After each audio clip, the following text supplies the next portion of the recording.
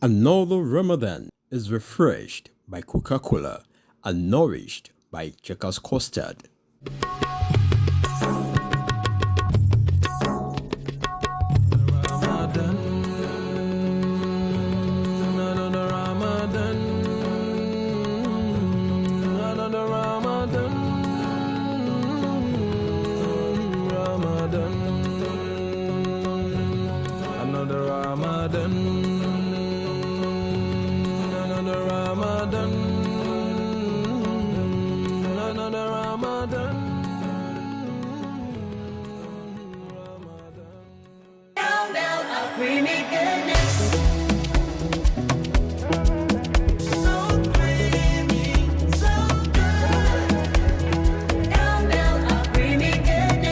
Enjoy the delicious creamy goodness of cowbell with Vitarich and vitamin B9, which supports brain development.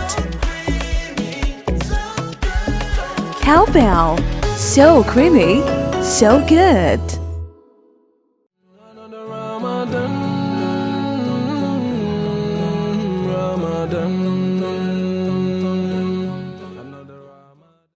نعم أعوذ بالله من الشيطان الرجيم بسم الله الرحمن الرحيم الحمد لله والصلاة والسلام على رسوله. We thank Allah subhanahu wa ta'ala, the all-hearing, the all-seeing, the most gracious, the most merciful. I welcome you all with the best of greeting by saying Assalamu alaikum wa rahmatullahi wa barakatuh. My name is Sophia Salahuddin Sofitowan, and I have my brother with me, Muhammad Saeed. How you doing, Mr. Mo? I'm doing very well. How's Ramadan going? Alhamdulillah, it's been a very hectic one. You know, we're in the mood. People getting tired, and you know, Qiyam al-Layl, as you can see my face. Qiyam al-Layl is really weighing me down, and I feel like going to sleep. Well, I'll make everything beneficial for us. Ameen, ameen, ameen, ya Rabbal Alameen. I mean, so we have our guest in the building, but before I introduce to you who the guest is, I would love to go on a short break, and when we return, we'll continue from where we stopped. Stay with us, we'll be right back.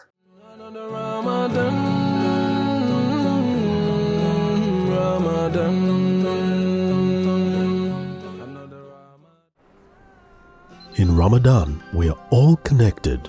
We all have the same empathy towards one another. We all feel the same rush to catch the moment of iftar and walk into the same special home-cooked meals. Every Ramadan, we are one when we fast, but not always when we break fast. This Ramadan, let's break fast together. Coca-Cola, real wonder. Salamu alaikum, musulmin duniya baki daya. Lokacin sahur ko buɗe baki, ku kasance tare da Checkers Custard. Domin Checkers Custard ya dace da masu yin azumi. Ramadan Mubarak masoyana.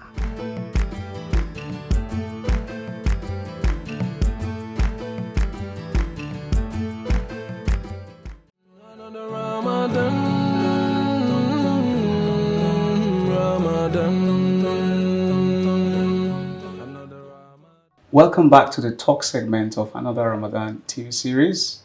And of course, we have a very interesting topic for you today, which is the beauty of sisterhood. And we have a very awesome sister in the building, in the person of Sophia. Exactly. We have a very beautiful sister in the building. She's almost smiling already. She's a writer, she's an educator, she's a communication expert, she's a whole lot of things, mashallah. She's no other person than Sister Mutiat Olagoke. Assalamu alaikum. Wa alaikum salam wa rahmatullahi wa barakatuh. How's the journey down here? It was fine. Ramadan Mubarak. Same to you. How's everything doing? You know, Ramadan as an adult is hectic. Yeah, yes, it So is. we're pushing it. It is. We're hustling for the reward, and I'm sure you must have completed like 5 must have, right? 5 surah. No. I mean, what do you mean, surah? I mean, 5 adza. no, not 5. You should just be kind. I've completed something. Really. We're not going to put a now to the team. No, you have to. How long have you we're trying. I'm trying. I don't want to put some people, if I say I finished like 5, some people like, oh, I have to try. So I don't want to put anybody on pressure. You can't motivate people when you tell us. A Muslim is not boastful. You put your ibadah between you and Allah. Allah. I'm not finished 5. I think I love that. MashaAllah. All right, Sister Mutiat, let's start this way. The topic is the beauty of sisterhood in Islam. Sisterhood. Let's talk about it. What is the meaning of sisterhood and what is sisterhood in Islam? Okay, thank you. Like everything, sisterhood can be relative to, can have a lot of meanings depending on what perspective, even within Islam, what perspective is different. For me personally, the way that I like to define it is sisterhood is the lovely love and the friendship, the automatic friendship that every Muslim sister holds to each other. So if I meet you, I've never met you before. This is the first time I'm meeting you. But we're vibing like sisters. Exactly. Like I don't have to know whether you live in Ogudo or Ijegunle. I can see you in hijab, you're Muslim sister, you're my sister. And this is something that when I used to work a lot in secular settings, if I go for a conference, the first thing I do when I enter any room is to look for a sister in hijab or someone in scarf. Because, it's a human interaction thing. Like, let me find my own person. Exactly. So I want to walk up to this person and I'm assured that once I say the taslim, you reply. They reply and we are friends. And that's what sisterhood conversation goes. And for me, that's how to define it. It's an automatic friendship and love for Allah's sake, that we owe to one another as Muslims, as Muslim women. So that's it. I think that defines it. Yeah, I love that. That's I like your personal perspective on our sisterhood. It's a beautiful thing, especially when sisters out there they feel excluded, and then when you have another person who can help you to, who can vibe with you, and then the beauty of sisterhood will be brought out of you because at the end of the day, you have someone out there to, bring out the beauty, the smile, the happiness. I think that is even human nature. Exactly. It's human nature. The world is a big place that you as an individual will feel lonely in it. But it makes sense to find somebody that looks like you. So we are wired to look for people like us. And so sisterhood assures me that when I walk up to someone who's Muslim, I am guaranteed a friendship based on the laws of Islam and love Allah. And that makes me feel good. Now, it doesn't necessarily mean that this person is now my best friend automatically. But it means that in the very least, I have someone that I can count on. We have something already in common. And you've created a mood. You're setting the mood. And from there, we can pick it up and take it deeper or not. It doesn't necessarily have to be deeper, but I know that there's a part of me, my self-concept, that will be protected by this person, just having them there. There are days when I'll be in a room. So I go to a conference in a place like a civic center. They have a hall that takes 1,000 people. However confident that you are, and I'm a very confident person. Yes. You enter that kind of room and you're like, so I don't even have to talk to a sister. Once I see that there's a sister in the room, I am assured that my own person is here. At least there's one person in this room that will be rooting for me. All right, sister. You said getting to know, seeing a new sister around you, somebody that is just wearing a hijab, and you just feel at home that yes, I have my person around me. That's one of the importance. Can you talk more about the importance of sisterhood in Islam and among us? Okay, so the importance of sisterhood in Islam is like the way that leaves on a tree. One leaf cannot make a whole tree beautiful. No. All the leaves have to come together. And in Surah Quran 49, verse 10, Allah said that the believers are but one brotherhood. All of us are one. And when you go down the line in that verse, one of my favorite verse in that skin is the part where Allah says that Allah divided all of us into groups and verse tribes. 13 Yes, verse 13. Tribes, so that we may know one another. But the best of you are those who fear Allah. Now, what it means is that having someone who's your person is important to our self-concept. Knowing ourselves, belonging to something is important to who we are as humans. It's a social big need for us to belong somewhere, to be a part of something. So sisterhood is an important element of what makes the Muslim society be together, and it's also important to our own social need. So one of the advantage of knowing that, like I said, if I enter a place and I'm feeling nervous and I look around and I see someone, I'm like, this sister, at least this is my person. And this is not something that my person is here. My person is here. Yeah, and for some reason, my brain feels safe. This is a brain that was feeling unsafe 5 minutes into, 2 minutes ago. And then I look up and it just feels like, my party is here. Even though this person is not my party, but because of the way that, the teachings of Islam and what Islam has brought all of us together on based on the Quran and Sunnah, I am sure. Now, there are times when I would walk up to someone and they will give a very arty taslim back, but at least they will say it back. Because there are some principles in Islam that will make people give that right to you. For instance, me saying taslim is not compulsory, but your response is very compulsory. So me walking up to you to say assalamu alaikum, you hold me a right to return. Your assalamu alaikum is enough for me.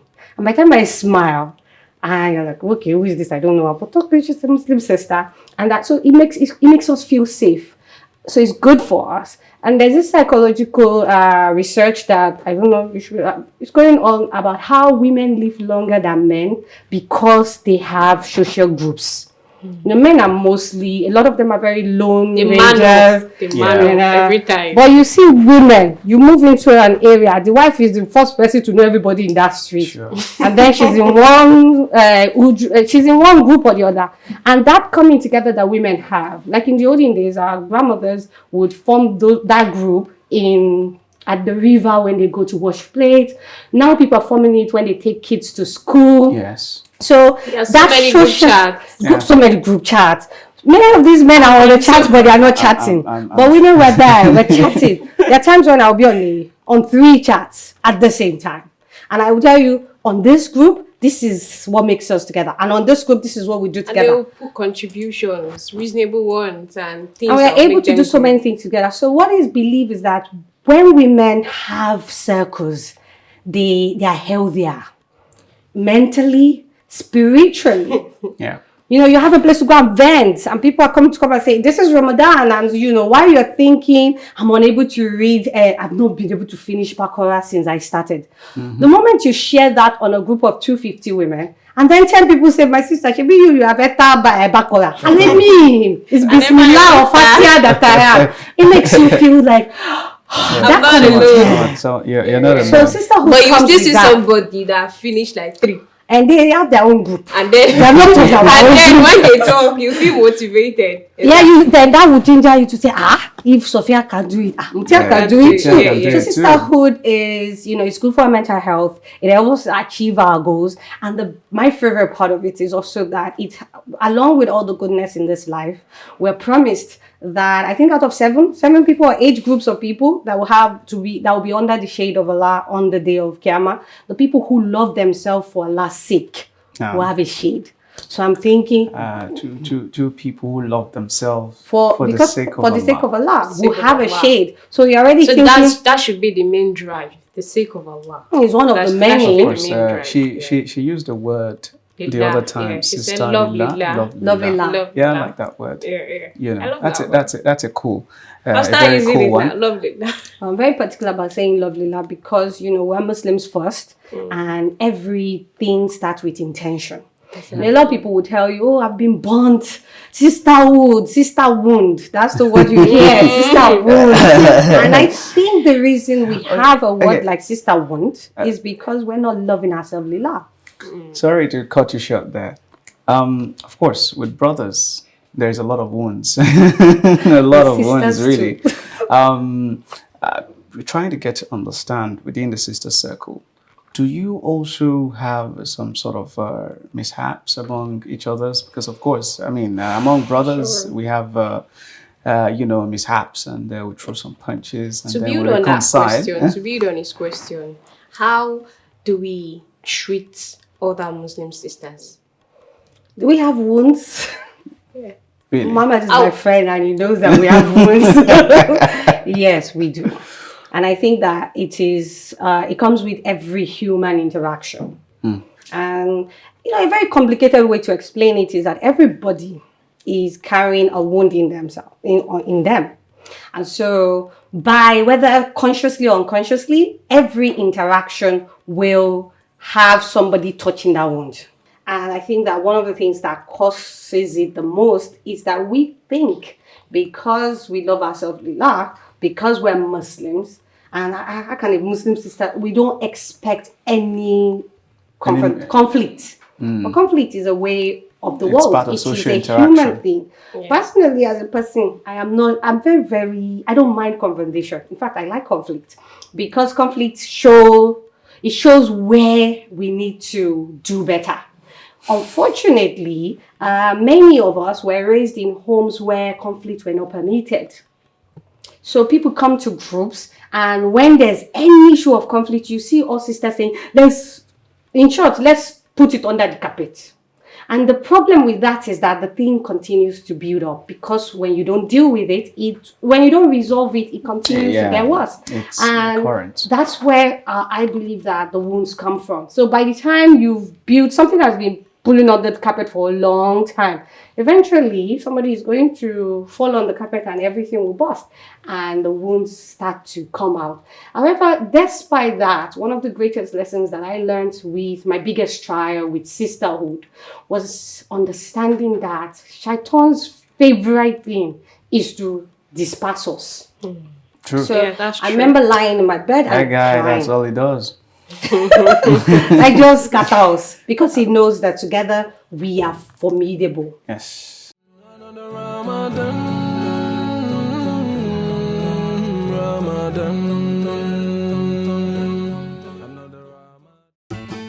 Salamu alaikum musulmin duniya baki daya. Lokacin sahur ko buɗe baki ku kasance tare da Checkers Custard. Domin Checkers Custard ya dace da masu yin azumi. Ramadan Mubarak masoyana.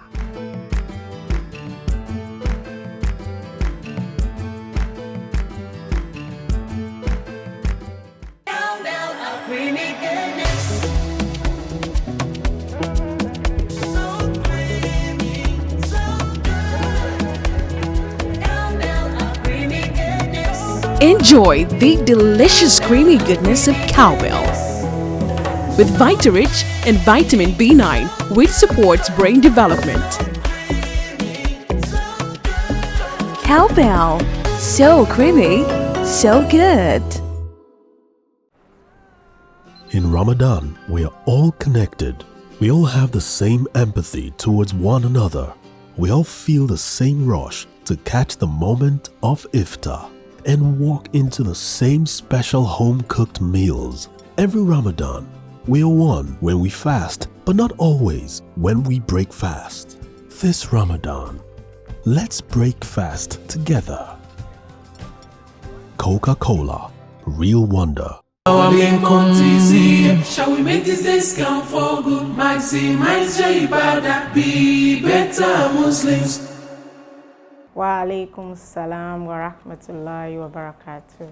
Thank you very much for having me here. I'm Hafsah Ameen-Ikoyi. I'm a clinical pharmacist and a certified health coach. I run Slim Fit You Solutions, which is a health and lifestyle outfit that helps today's woman with optimal health through lifestyle modifications, behavioral change, and basically not using solutions such as quick fixes or crash diets, to live healthily. So basically, our core is health promotion and disease prevention. Slim Fit You started, I would say, like 2015. That's like 9 years ago now. It was actually as a result of my own health challenge. I needed to lose weight to control my hypertension. So before now, I was someone that, I loved taking tea, with lots of sugar. I could take 50 cl of the popular fizzy drinks, the way we call them, orobo. I could take like twice in a day.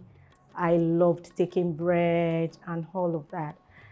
So, of course, I would say it started in the labor room that way. When I was going to have my daughter 20 years ago, I had preeclampsia in labor. Prior to that, in pregnancy, I think I was weighing around 55 kg then. My BP was normal anytime it was checked, 100, 50, and there was no issues during pregnancy. Then I got to labor and, they started battling with my blood pressure, and it was now, they were torn between saving my life or, saving that of the baby. So let me just cut it short. So when I was going to have the hypertensive crisis, when it started, I started visiting the physician, of course. And the first advice was, madam, you need to lose some weight. And I was like, okay, maybe you should start taking walks. And I was like, walk? And that mindset that, people that take walks are the rich people, I had this in my mind or in my head that, okay, for you to take walks, you have to walk with the dog and, go on the road. And that was the picture I had on my head. So already I felt I can't walk. So, but then I needed to lose weight to control my hypertension. Then I was on like 3 medications. And of course, the cardiologist said I was becoming pre-diabetic. My cholesterol levels were also high. And at that time, I was weighing around 88 kg. So it was like, you just need to lose weight. I felt, okay. I went online, searched so many things, joined so many weight loss clubs, bought so many things, Slim Tea. And don't forget that as a trained pharmacist, I knew that I could control my hypertension with what is called DASH. DASH is dietary approach to stop hypertension. But because we know that living a healthy lifestyle is not easy until the time came that I had to go for a tooth extraction. Prior to then, I've had like 2. So I was going for the 3rd one. And fortunately for me, after the extraction, I had some sort of complications. I could not eat well. I was only taking fluid, and of course, I could not take my fizzy drinks. By the time I went back to the dentist, like 5 days after my extraction, I discovered that I had lost 4 kg. And I was like, wow. And there and then, I decided that, I was going to try my best to change my lifestyle. And, another opportunity came when we were on strike, the industrial action, the Joint Health Sector Union in 2014. That was November 2014.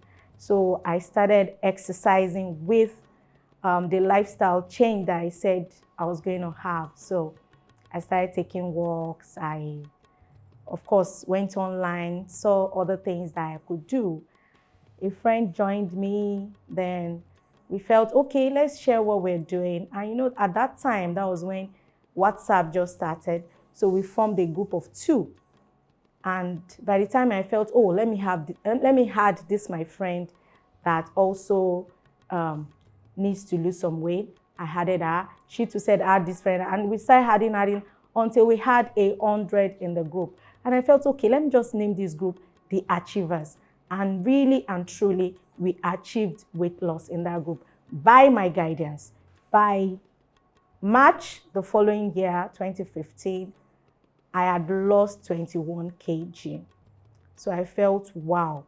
So if I can actually do this and also help some other women, then let me just see what I can do with this. And that was how Slim Fit You started.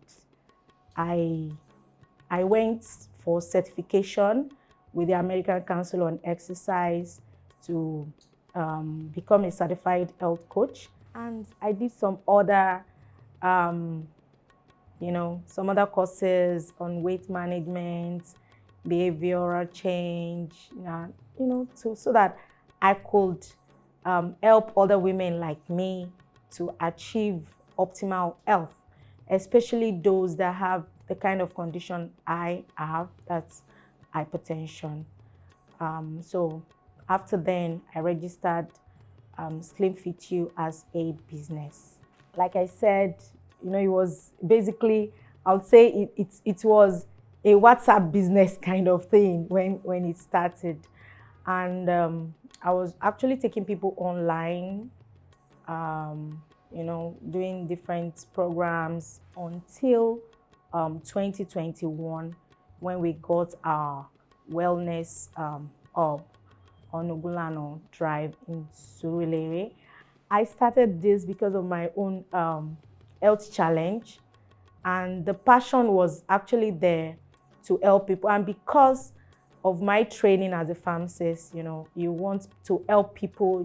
You are happy when you see people healthy, when you see someone that was having bad control with their blood pressure, and by the time you introduce them to the lifestyle modifications, of course, with their medications, and you see them that they are getting better, their BP is well controlled, and there is that fulfillment there for me that, I've been able to help this person stay healthy.